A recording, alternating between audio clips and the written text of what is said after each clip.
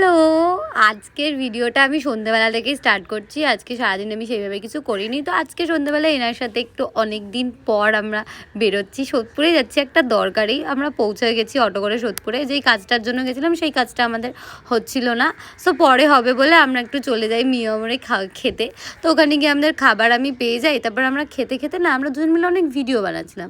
So আমি তাই জন্য একটা কথা ভাবলাম, যে কথাটা আমি ভাবলাম যে কেনই বা এটা ভাবলাম, বাট এটা সত্যি কথা, আমাদের এটাই হয় আমাদের সাথে। সামনে আয়না হলেও ভালো হয়, যাতে আমরা খেতে খেতেও নিজেদেরকে দেখতে পারি।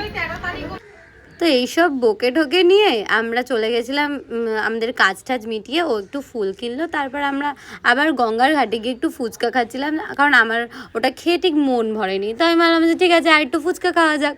তো আমি ফুচকা খাচ্ছিলাম, ও খাইনি। তাও আমি ওকে একটা খাইয়ে দিলাম যে নে ভাই আমার দিয়ে খা, নাহলে আমার পেট খারাপ হতে পারে। তো আমি ফুচকা খাচ্ছি আর ভিডিও করছি। কাকু আমাকে 4টে ফুচকা দিয়েছে। আমি বললাম যে 4টে ফুচকা দিয়ে তাড়াতাড়ি মন ভরে কাকু, তাড়াতাড়ি ফুচকা দাও। ওই সব খাওয়া দাওয়া করে ওকে আমি টাটা করে বাড়ি চলে এসেছি। ও আমাকে বলছে যা ভাই যা, আর আসিস না, করে বাড়ি চলে